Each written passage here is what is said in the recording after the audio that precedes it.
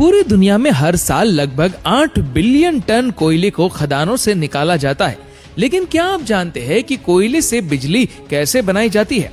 आखिर कोयले में ऐसी क्या चीज है जो इतनी पावर पैदा करती है, और आखिर बिजली को बड़ी बड़ी तारों के जरिए हमारे घर तक कैसे पहुंचाया जाता है? आइए इसके पूरे प्रोसेस को जानते हैं।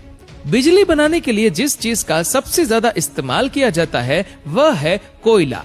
देश में 75% बिजली का उत्पादन कोयले से चलने वाले पावर प्लांट से ही होता है। 1000 मेगावाट का कोल प्लांट एक दिन में 9000 टन से भी ज्यादा कोयले का इस्तेमाल करता है। यानी कि अगर एक मालगाड़ी में 100 टन कोयले के 90 डिब्बे है तो उस पूरी मालगाड़ी का इस्तेमाल एक ही दिन में हो जाएगा। यानी कि एक साल के लिए कोयले से भरी 365 ट्रेनों की जरूरत होगी। अब बिजली बनाने के लिए बॉयलर से लेकर टरबाइन और जनरेटर तक कई बड़े बड़े उपकरणों को चलाने की जरूरत पड़ती है, जिन्हें चालू करने में ही कई घंटे लग जाते हैं। ऐसे में कोयले से चलने वाला पावर प्लांट अगर 24 घंटे काम करता रहे तो ही सस्ते में बिजली बन सकती है, और इस प्लांट को लगाने के लिए लाखों बिलियन डॉलर का खर्चा करना पड़ता है। इसी वजह से प्लांट के बड़े हिस्से में सिर्फ कोयले का स्टोरेज बनाया जाता है, ताकि कभी कोयले की कमी ना हो सके।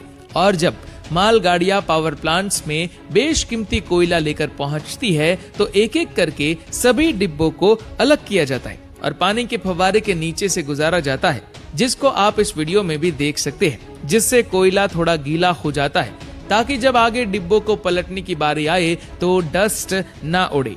अब गीले कोयले वाले उन सभी डिब्बों को बारी बारी से एक निर्धारित जगह पर लाया जाता है, जहां एक मशीन उन्हें उठाकर पूरी तरह पलट देती है, जिससे उन डिब्बों का सारा कोयला कोल यार्ड में नीचे लगातार घूम रहे कन्वेयर बेल्ट पर गिरता रहता है। अब इस कोयले को फिर से कन्वेयर बेल्ट की मदद से जरूरत के अनुसार बाउल मशीन में भेजा जाता है, जो इन छोटे मोटे पत्थरों के रूप में एक दूसरे से चिपके कोयले को क्रश करके पाउडर का रूप दे देती है। इसके बाद इस ब्लैक पाउडर को कन्वेयर बेल्ट के जरिए ही विशालकाय बॉयलर में भेजा जाता है, जहां यह कोयला तुरंत आग पकड़ लेता है। अब पूरी तरह से जलने के बाद कोयले की जो भारी राख होती है वह नीचे गिर जाती है, और जो हल्की राख होती है वह ऊपर उठती है। इस राख को फ्लाई ऐश कहा जाता है, और इसे चिमनी के जरिए फिल्टर करके वातावरण में छोड़ दिया जाता है। अब कोयला जलने की वजह से जो आग बनी थी वह बॉयलर से होते हुए उस क्षेत्र में पहुंच जाती है, जहां काफी ज्यादा वाटर ट्यूब्स होती है, जिनमें पानी भरा रहता है। ये सभी ट्यूब्स हीट होकर पानी को स्टीम यानी भाप में बदल देती है।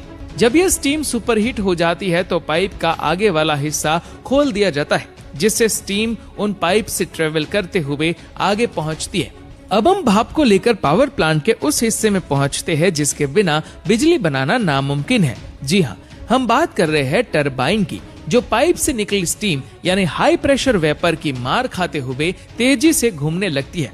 अब टरबाइन के घूमने की वजह से एक हाई मैकेनिकल एनर्जी जनरेट होती है, जिसे तुरंत एक बड़े जनरेटर में भेजा जाता है, और इसी मैकेनिकल पावर की वजह से जनरेटर की मैग्नेटिक फील्ड डिस्टर्ब हो जाती है और उसमें इलेक्ट्रिसिटी जनरेट होने लगती है।